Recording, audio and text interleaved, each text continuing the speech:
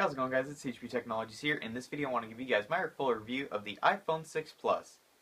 But first, take a look at the art behind me. Magnificent art.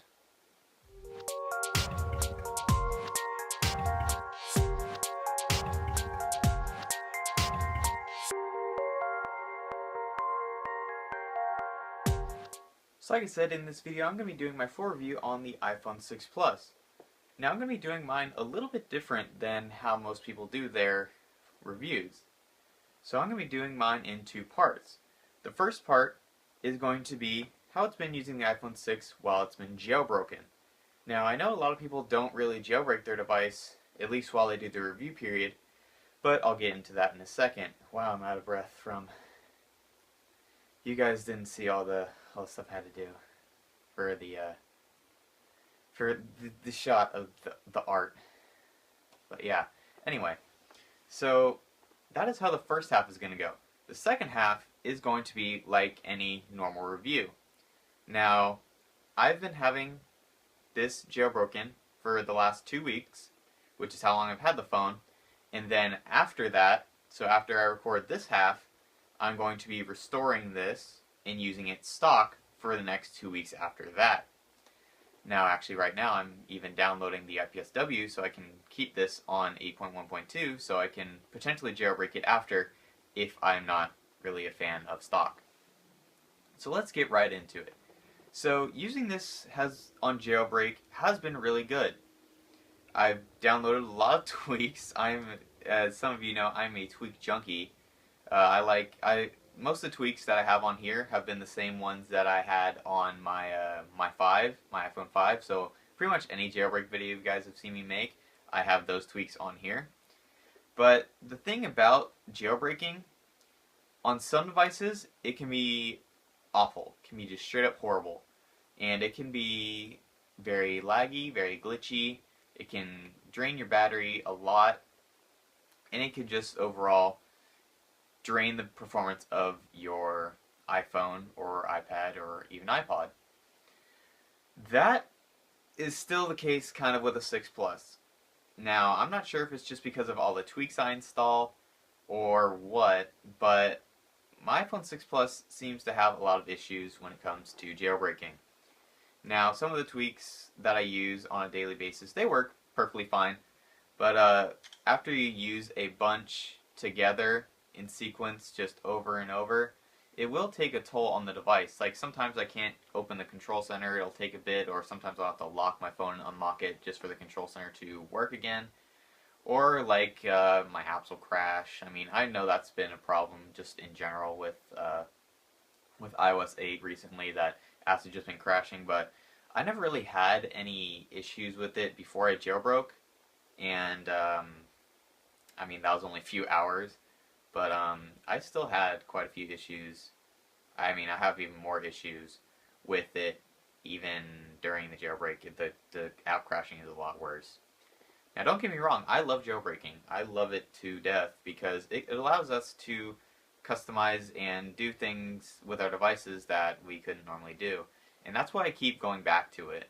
And that's why I haven't updated this to 8.2 or even the 8.3 betas yet, even though I really want to, because I've heard good things about the 8.3 betas, especially the new keyboard. I want that keyboard. But I don't know. I mean, it's just something about jailbreaking that it works really well, and if you can live with the hiccups and stuff like that, then it'll be perfect for you. And like I said, I can live with some of the hiccups every now and then. Sometimes it does get very annoying that my apps will crash or my phone will respring, go into safe mode because I want to do something or something like that.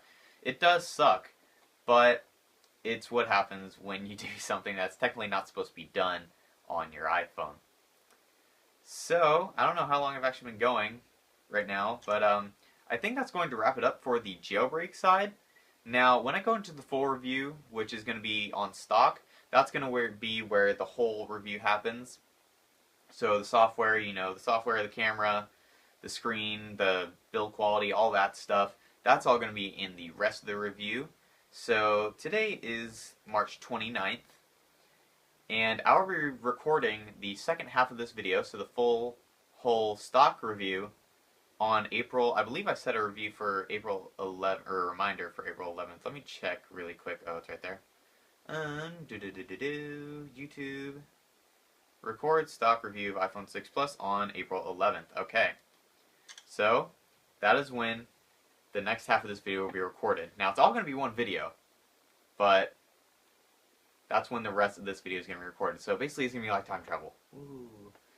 But thank you all for watching, and I will see you in the next part. 2 weeks later. Hey guys, it's CHP Technologies here, and I am back.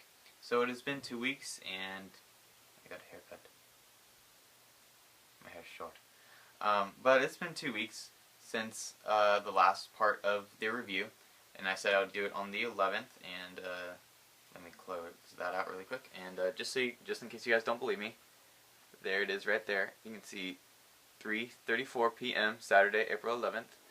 So it has been my 2 weeks, like I said it was going to be. And in this part of the review, it's going to be a full regular review. So it's going to talk about the software, the hardware, camera performance, and all that good stuff.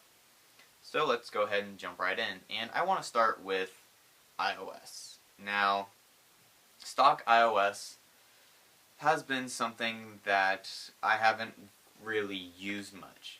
Now, using it for the past 2 weeks, I have thoroughly enjoyed it. Now, does that mean that I'm going to not jailbreak again? No, I'm probably going to jailbreak right after this video is done. But I'm probably going to jailbreak again right after. But stock iOS makes sure that everything works the way it should. Well, sometimes it works the way it should. I mean, I've had some issues with jailbreaking, and I've also had issues with stock iOS, and some of the issues I thought would be fixed by using stock, they were not. I mean, sometimes my devices will have issues finding each other through AirDrop, and I'm sure that's probably just a straight up Apple bug. But, like, sometimes I'll have to turn on, like, a third device, so then it will search for everything, and it'll find everything. As some of you know, the things that I have that are AirDrop enabled are this, my iPhone 5, my iPad mini, and my MacBook Pro. And sometimes if I want to, like, say, AirDrop something to my iPhone, and this isn't finding it, I'll have to open up AirDrop on my MacBook, and then it will find my MacBook, and then shortly after it will find my iPhone as well. Now, like I said, I don't know if that's an Apple bug, or if it's just stock Android. If it's stock iOS or not, but that's just something that I experienced.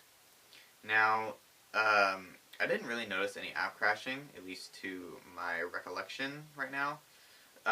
But I didn't really notice any app crashing, and obviously, as some of you know, today, well not today, but, excuse me, a couple days ago, iOS 8.3 was released, and I updated to that, and not really anything new other than emojis.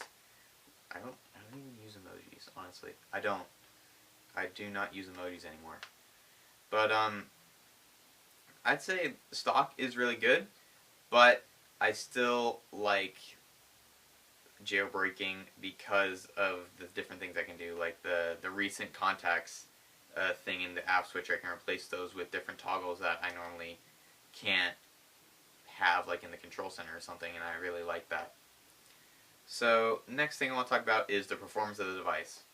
Now, the performance of the device has been phenomenal for me, and that goes for battery life as well.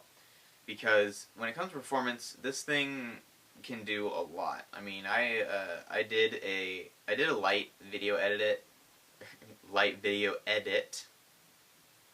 on here before, and it just worked really well. I mean, I was able to scrub through all my clips and stuff very easily. I was able to drag and drop, or not really drag and drop, but like choose my animations or my transitions very easily and very quickly. And the device can just perform very well. Now, like I said, same goes for the battery life, because the battery life on this thing has been amazing. I mean, obviously I didn't really get to test it very much when I first got it, for great battery life. My battery life was still really good, but it's actually been a lot better on stock because obviously the jailbreaking does all these things to it and stuff like that, and it can drain your battery. However, on stock, like I said, my experience has been a lot better. I'll throw up a screenshot that I posted previously. I think I posted it on my Instagram before, but I believe it was 13 hours, 13 hours and some odd minutes of usage, and a day and an hour of standby, and I still had about 10% left, which to me, that is something that every phone should be able to do. It should be able to run like 12 hours and have over 24 hours of standby time. Like that was a great moment for me, honestly, using this device. Now, like I said, jailbreaking can drain your battery life because, I mean, especially for me, like I'm assuming that people who only install like a couple tweaks or a theme only, they don't have very big battery issues. However, for me, as a lot of you know, I'm a tech junkie, or not a tech junkie, but a tweak junkie. I mean, I'm a tech junkie too, but a tweak junkie, and I just download tweak after tweak after tweak after tweak after tweak. And you guys, I mean, if you've seen all my tweak videos, most of those tweaks that I made videos on, I still have on my phone, unless they kind of, what's the word I'm looking for? Kind of collide or interrupt kind of the other ones. So sometimes I won't have a tweak installed that I have made a video on, but most of my videos that I've made tweaks about, or most of my tweaks that I've made videos about, I still have on my phone, on my iPhone 5 anyway. Obviously, I don't have it on here anymore because I'm not jailbroken. But now let's go and move on to the camera. Camera, A+. Because the camera on this device is actually, I mean, even though it's stuck with the 8 megapixels that the iPhone 5 and I believe even the 4 and 4S had, even though it's stuck with that same 8 megapixel sensor, the optical image stabilization on the device makes it miles better. Now I'll show you guys a few photos as well as a video clip of, I took a video of when me and my girlfriend were coming home from a trip, and we all know how hard it is to record a video in the car. You're just sitting there jumping up and down kind of basically, and the video just looks very terrible. However, when I was taking the video for that, it just blew me away how stable that the video was. I mean, it was just amazing, and that's why I really love this camera. And the pictures really come out really nice too. I mean, the colors are bright, they're vivid, they're true to life, and it just overall looks really good. And if you noticed by now, I like to take pictures of flowers. The speaker, again, still phenomenal on this thing.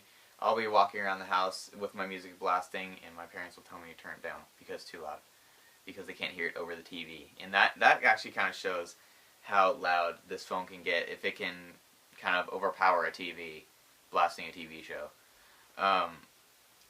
But I really don't know what else to say about this device that you haven't really heard already, especially with my videos being so late, or my video being so late in this. Late in the, I guess you could say, the iPhone race. Because now it's all about the Apple Watch and the MacBook, the new MacBook. But I think that will have to do it for me. I think that'll have to do it for me in this video. Don't start squeaking again. MJ, come here. Come here. I think that'll have to do it for me in this video, guys. Hope you all did enjoy. If you did, leave a like, as it does help out the channel. MJ.